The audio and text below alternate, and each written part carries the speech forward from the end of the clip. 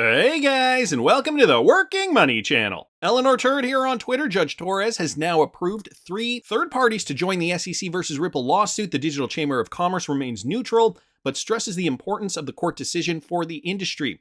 2 are pro-Ripple and XRP, so I'm told at least 3 more Ripple/XRP advocates will file soon. More Ripple SEC lawsuit news here, guys. We're getting updates from Eleanor Turret with regards to these 3 new joint parties adding their filings. XRP Crypto Wolf here saying, I wonder which 3 will be filing amicus briefs. It's funny how everyone wants to side with the XRP community and Ripple. Because this is a landmark case. This is really going to decide or be the deciding factor as to, or at least have an influence and be the deciding factor as to where cryptocurrency is going to move in the US. Dibspot down here asking, Eleanor, are those 3 to come excluding John Deaton's? Curious since this is not truly pro-Ripple, but rather for pro-XRP holders. And she says, yes, that includes John Deaton's. And I said Ripple/XRP because if you are pro-Ripple and XRP, you are technically anti-SEC. Couldn't be more true. So a great little update here with regards to the case. We've also got Jeremy Hogan, putting in his 2 cents. I am happy to announce that I was 100% absolutely wrong as to what Judge Torres would and should do as she grants both requests to file amicus briefs. And both motions were granted without comment as to the SEC's objections. And he just retweeted out Crypto Law's tweet here, just added, to our library, Judge Annalisa Torres grants leave to iRemit and TapJets to file amicus briefs in the SEC versus Ripple case. And I did a video on iRemit and TapJets last week. I'll link it up here if you guys didn't catch that. The docket also added a note that the brief is due on October the 14th. So here is just a screen grab, quick screen grab from the actual brief. Due in 2 days, guys. I'm recording this on Wednesday, October the 12th, 2022. And James K. Filan here posting the official brief. Judge Torres, over the SEC's objections, grants iRemit and TapJet's request to file amicus briefs in support of Ripple. As she notes down here, the court has reviewed the requests by iRemit and TapJets Inc. For leave to file amicus briefs dated September the 30th, 2022, and the parties' letters dated October the 4th, 2022, and October the 5th.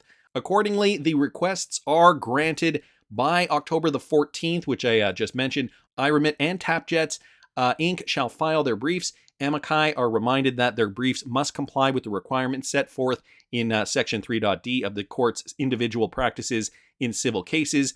The clerk of the court is directed to terminate the motions as per this motion here. So that is the official decision on the amicus briefs with regards to TapJets and iRemit. Looking forward to this for sure, and I'm sure a lot in the XRP community are as well. DJ Peter Vass, just with a bunch of emojis. This is fire. Crypto Boom here saying, what this means is that the judge will consider iRemit and TapJets brief when she makes her final decision on whether or not XRP is a security and whether or not Ripple, Brad Garlinghouse, and Chris Larson violated securities laws. If you hold or use XRP, this is a good thing. And I think I speak for everybody who watches this channel. We all hold XRP, so it's not a bad thing. XRP Crypto Wolf also bringing this to our attention with regards to Brad Garlinghouse and his predictions on when this SEC lawsuit, when we're finally going to get a verdict on this. He was recently just at DC FinTech Week, and so he gave his predictions. Brad Garlinghouse expects an answer in quotes, in the SEC lawsuit against Ripple in the first half of next year. So this is basically, the prediction falls in line with the predictions that we've already been hearing. Garlinghouse, Ripple's chief executive officer, said on Tuesday that it is hard to predict the pace of court proceedings. He said, and guys, here's a quote, I think we'll have an answer in the first half of next year. Garlinghouse said during an event at DC FinTech Week, whether that's the first quarter or second quarter, we shall see. So he's not holding his breath for the first quarter. He's saying, it could leak into the second quarter. I'm hoping it wraps up sooner than that. In September, Ripple filed a motion seeking to dismiss the suit, claiming its XRP token is not a security that is subject to SEC authority. The SEC has also asked for a ruling in favor without a trial. So the SEC obviously still being very combative, still not relinquishing power, still not realizing that the jig is up, and they are likely going to lose this case. It's funny too, I also got a clip here of Brad Garlinghouse at DC FinTech Week talking a little bit about the regulations in the US and how that hasn't really impacted Ripple's business worldwide. And, he tells a little story here about doing business overseas. This coming from @MarketsMickle here on Twitter. You cannot ask for a better CEO than Brad Garlinghouse. Take a listen to this savage clip of Big BG. Reality, so Ripple definitely, since this lawsuit has started, so the last 2 years, we have grown gangbusters. We've signed, I think it publicly said, hundreds of customers outside the United States. Yeah. So it has affected our business domestically, and the U.S. is still the largest economy in the world, and so I clearly care about that. But I also, the problem we're solving is a global, one of the primary things we focus on is this cross-border transactions, payments. And so, most people outside the United States don't really care that the SEC is suing us. I'll tell you a very quick, funny story. I'll keep it short. I was in the Middle East last fall, and we were meeting with customers. I have one of the Ripple team members who's based there. It's really early in the morning. My time zones are all screwed up. We're meeting the CEO of a payments company, and but the employee from Team Ripple says, well, why don't you give an update on what's going on at Ripple? And I start talking about the SEC. And after the meeting, he very delicately says to me, no one gives a shit. And his point was, if you're not in the United States, the governments in Abu Dhabi, governments in Switzerland, Singapore, UK, Japan, they've provided the clarity how they view and categorize digital assets, and they don't care that the United States SEC has a viewpoint that is, pending in court.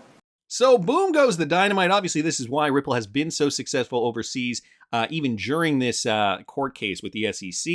Governments in other countries around the world just do not give a crap, as per Brad Garlinghouse here. And so, they are continuing business as usual. They have their classifications for cryptocurrencies, digital assets, whatever it is. And so they are very comfortable to utilize XRP in the capacity that it needs to be used today. And again, this is good for XRP holders because it does set a precedent in a way. It does allow for XRP utility to thrive in those countries.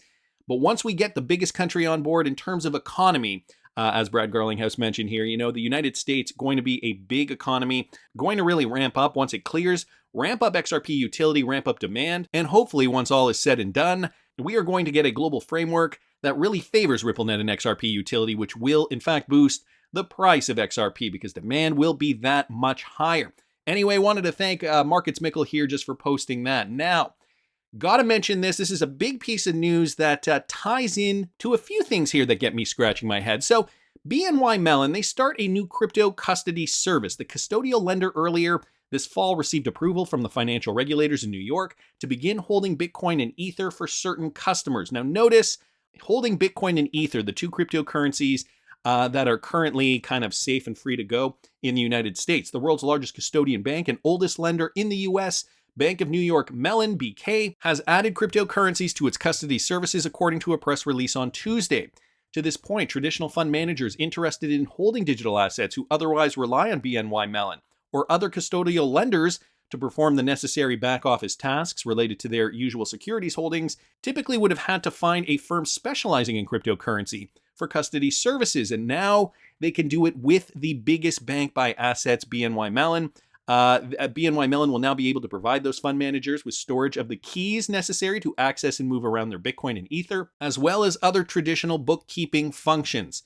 So, an official custodian now of cryptocurrencies, BNY Mellon. Why this is interesting, guys, is because what Caitlin Long had to say at DC FinTech Week. Yeah, she was there as well. And so this, I saw this tweeted out by Tony Edwards. Incumbents are fighting hard, my friends, not to kill crypto, but to slow it down. And this is why the SEC is trying to put a wrench in Ripple's plans. The banking cartel won't let crypto startups front run them. They block Caitlin's application. Meanwhile, they greenlight BNY Mellon.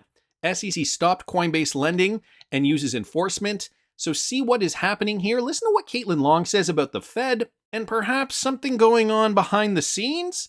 And it gets to the question of whether crypto truly is risky within the traditional banking system and the connectivity, because there was a major announcement this morning, which is that Bank of New York Mellon, which is, I believe, the largest bank in the United States by assets, has officially now entered Bitcoin custody.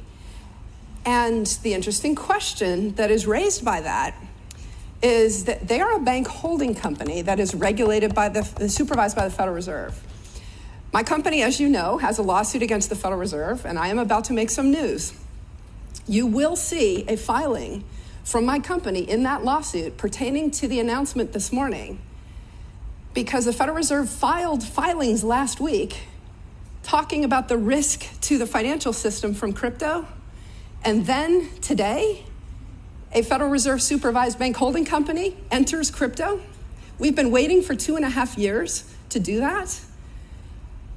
And look what the Fed actually said last week versus what it did today.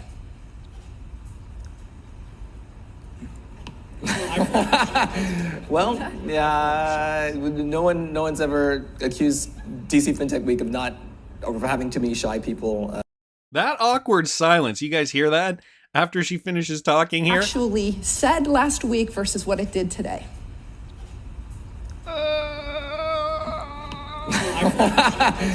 And then the laughter, things that make you go, So why is the Fed doing this?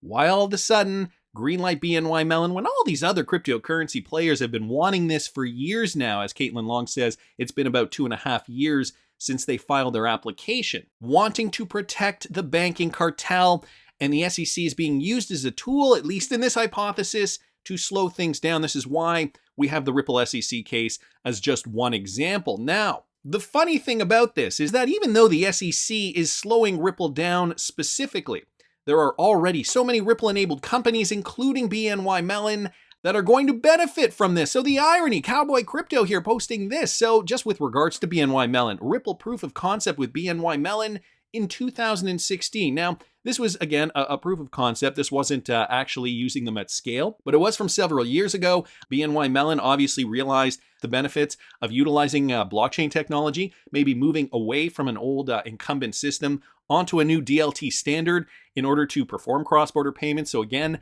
this was just an article highlighting a proof of concept that they did back in 2016. There's also this, guys, from Kevin Cage, the fact that BNY Mellon not only has connections to Ripple, but also connections to PolySign. So we got this headline news, of course, BNY Mellon, largest custodian bank, now has finally launched crypto custody services. But look at the board of directors, guys, for PolySign. Tim Keeney, vice chairman, retired vice chairman at BNY Mellon. So there is a connection there. Of course, we also know David Schwartz and Arthur Brito helped create PolySign. BNY Mellon will also be the first of 8 systematically important banks in the United States to provide a platform for both crypto and traditional finance. So was this baked in the cake from way before? And, did Caitlin just not do her homework? Maybe she could have predicted that the Fed would greenlight BNY Mellon. Had this been served to her on a plate, the bank had initial plans to incorporate crypto services and unveiled them in February of 2021. So they were already doing this. It is providing custody services by utilizing software from Fireblocks for storing crypto. The bank will also utilize services from Chainalysis to trace the path of crypto assets that reach the bank. So this has been in the works for a while. The PolySign connection, an interesting connection to Ripple. There was also this, guys, from Ripple's Insights blog back from 2016, BNY Mellon, reinventing payments. BNY Mellon is focused on reinventing payments. So is Ripple. In a recent report titled Reinventing Payments in the Era of Modernization, Worldwide Banking and Financial Services Corporation, BNY Mellon, evinces cautious optimism about distributed ledger technology. The report points out challenges in the current payment infrastructure. So at this time still, working on proof of concept, with customers' expectations driving a need for a fully digitalized, cost-effective, real-time customer experience, BNY Mellon gives very familiar advice. Banks, customers, and fintechs alike will best be served by collaboration. So is it any surprise that BNY Mellon and Ripple have been partnering up since 2016, or at least this is as early as I can find any kind of evidence that they have been?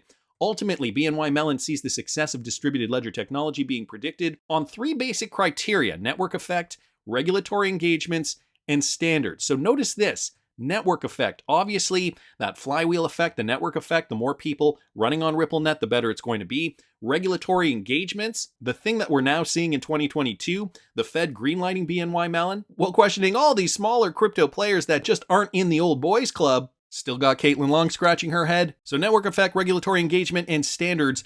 Network effect naturally requires a greater percentage of participants, of course. These consortia and governance groups grow, but none yet boast the truly global reach to rival that of competitors like Visa. Well, again, this was from 2016.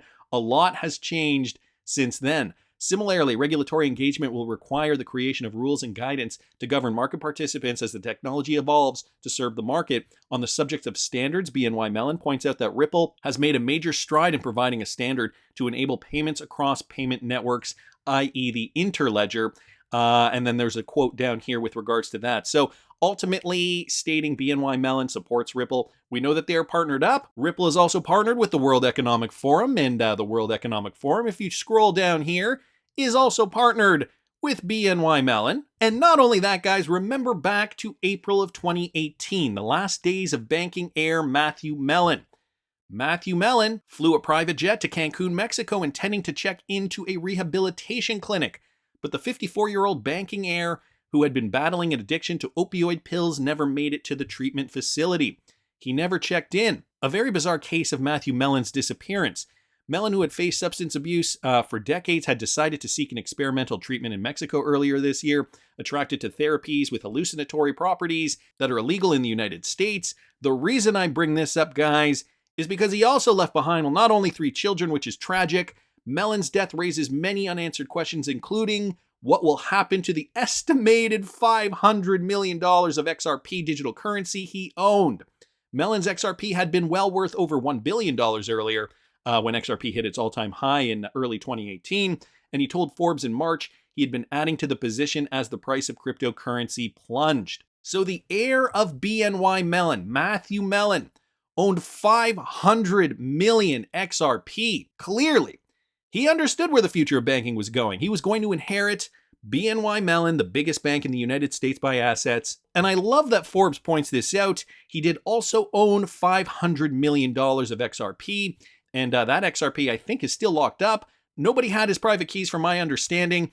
Anyway, I will link this in the description of the video for you. So has it been baked in the cake this whole time? And is this BNY Mellon custody and crypto announcement just the next step for mainstream widespread crypto adoption in the US? And better yet, clarity for XRP eventually. That's just my opinion, but I want to hear what you guys think. Please subscribe to the channel if you haven't already. Like the video if you like the content I'm providing. I always love hearing your comments. See you in the next one, guys.